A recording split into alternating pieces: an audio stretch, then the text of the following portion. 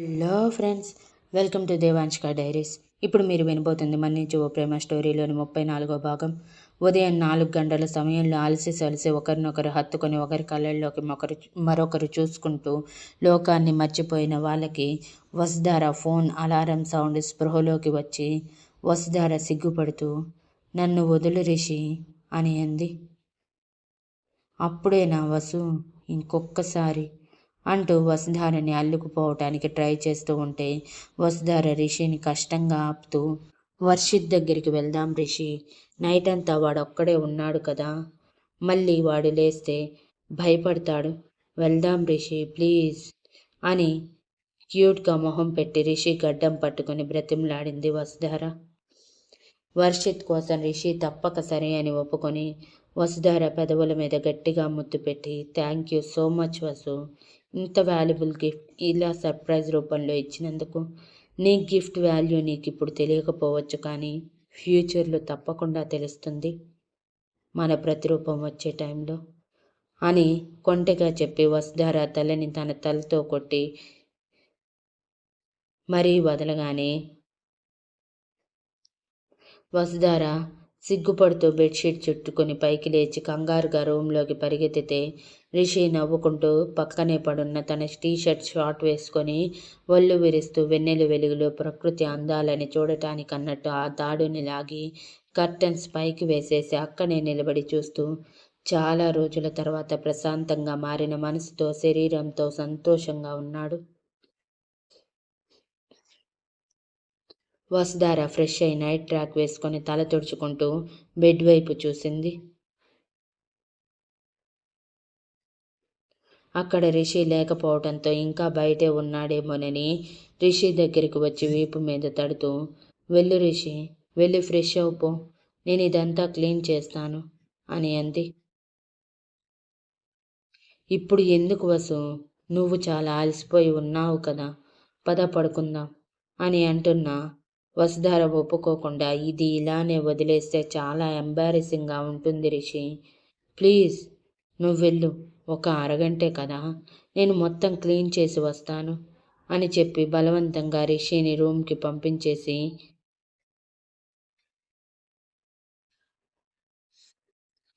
వారి కలయికకి సాక్ష్యంగా మిగిలిన ఆ పరుపుని మురిపెంగా తడిమి, తన జీవితంలో అసలు ఇలాంటి రోజు ఒకటి వస్తుందని కూడా ఊహించని వసుధార అది నిజమై రావటంతో పాటు తనని ఎంతగానో ప్రేమిస్తున్న వ్యక్తి తన జీవితంలో తన భర్తగా మారి తన అండగా నిలవటం, తను కోరుకున్న జీవితం మొత్తం ఫుల్ఫిల్ అయ్యిందన్న సంతోషంతో కళ్ళల్లో కన్నీటి పొర చేరి సంతోషంగా దాని మీద నలిగిన పువ్వులని, పగిలిన గాజుల్ని మొత్తం తీసి డస్ట్బిన్లో వేసి బెడ్షీట్ ఉతకటానికి పక్కన పెట్టి పరుపు చుట్టి ఒక పక్కన పెట్టేసింది.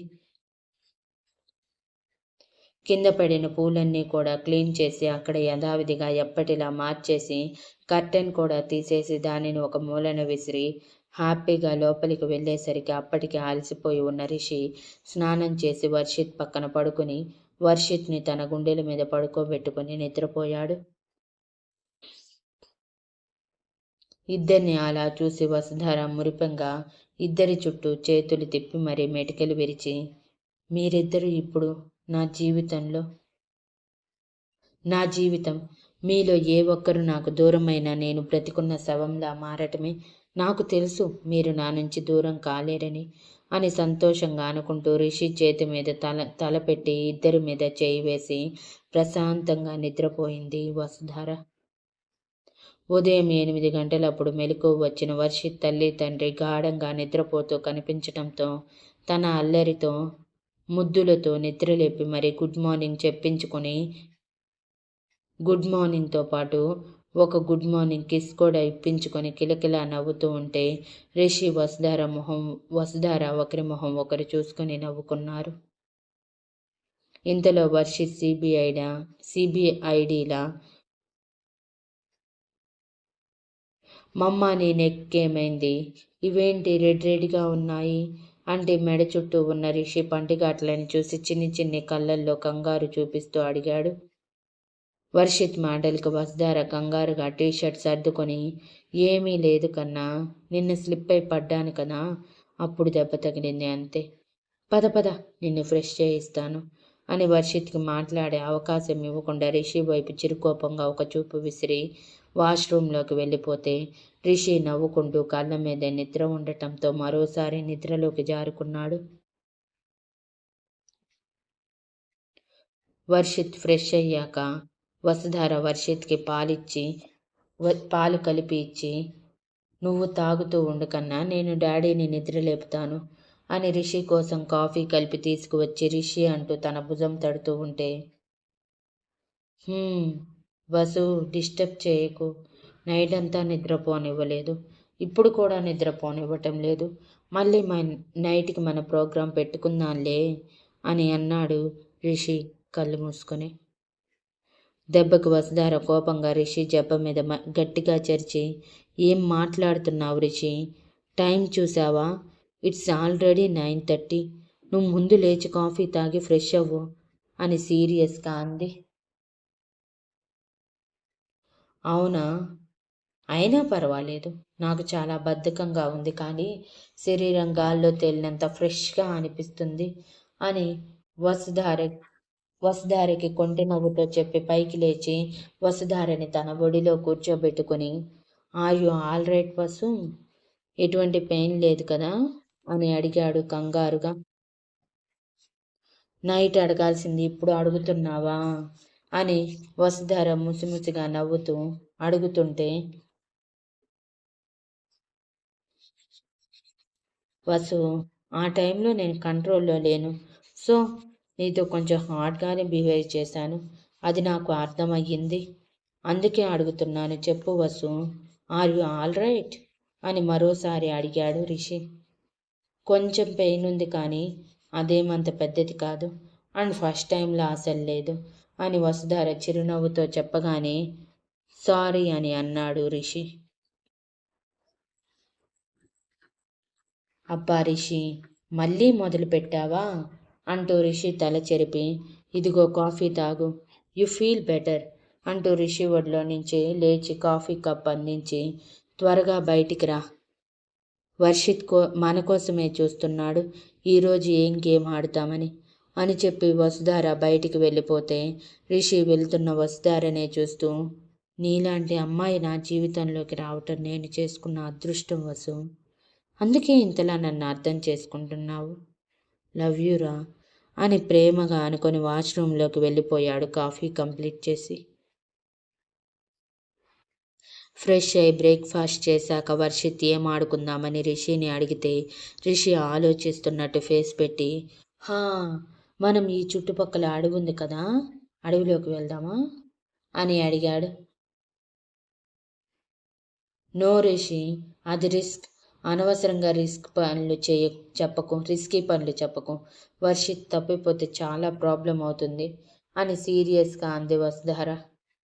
అబ్బా వసు, వాడిని చూసుకోవటానికి మనం ఉన్నాం కదా, థ్రిల్ కావాలంటే ఇలాంటివి చెయ్యాలి, ఇది కాదంటే మీరే చెప్పండి, అది చేద్దాం అని అన్నాడు రిషి. వర్షిత్ మాత్రం రిషి అడవుల్లోకి అనగానే అర్థం చేసుకుని మమ్మ ఫారెస్ట్లోకి వెళ్దామని గొడవ చేశాడు. ఇక తప్పక వసుధార ఒప్పుకొని, రిషి ముందు డ్రైవర్ని అడుగు, సేఫ్నో కాదో, సేఫ్ కాకపోతే మనం డ్రాప్ అయిపోదాం అని చెప్పటంతో రిషి సరే అని డ్రైవర్ని అడిగితే, ఇక్కడ క్రూర జంతువులు ఏవి ఉండవు సార్, బట్ నైట్లోపు వచ్చేయాలి, లేదంటే దారి తప్పిపోతారు అని చెప్పాడు. ఓకే అని డ్రైవర్తో బోట్ని చిన్నగా ఉన్న అడవి వైపు తీసుకువెళ్ళమని చెప్పి, ఆలోపు వాళ్ళ ముగ్గురికి కావలసినవి సేఫ్టీకి ఇంకా ఎక్కడైనా ఉండటానికి కావలసినవి కూడా తీసుకొని ఒక బ్యాగ్ రెడీ చేసుకొని మరి ముగ్గురుతో కలిసి అడవిలోకి అడుగుపెట్టాడు రిషి.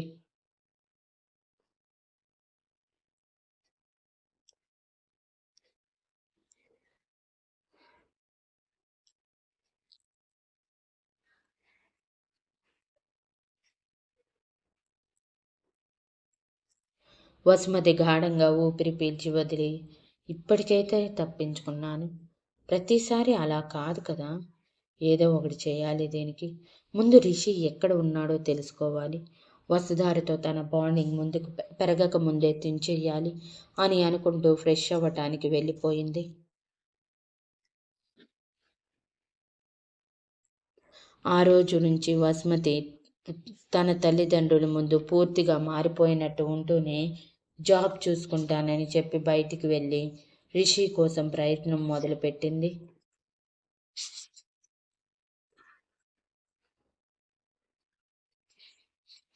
కానీ అది ఆదిలోనే అంతం అన్నట్టు ప్రకాష్ గారు నెక్స్ట్ డే నుంచి వసుమతితో పాటు తన ఫ్రెండ్ని కూడా తీసుకువెళ్ళమని చెప్పడంతో తన ప్రయత్నాలకి బ్రేక్ పడి అసహనంగా మారిపోయింది.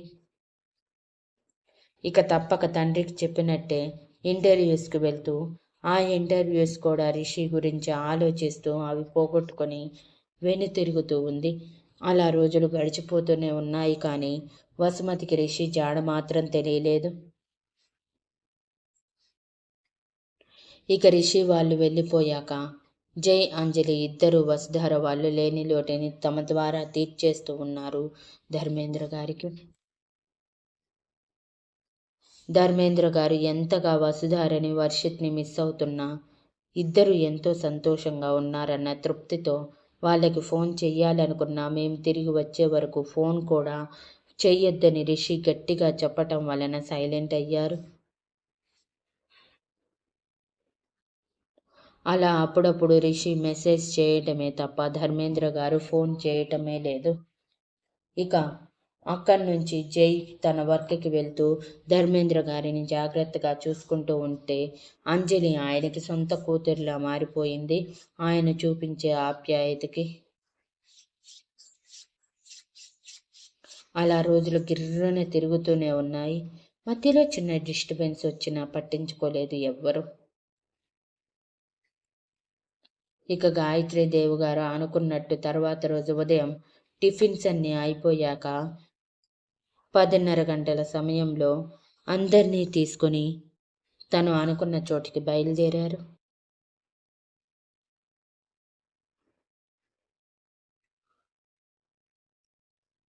Thank you for listening and please like, share, comment and subscribe.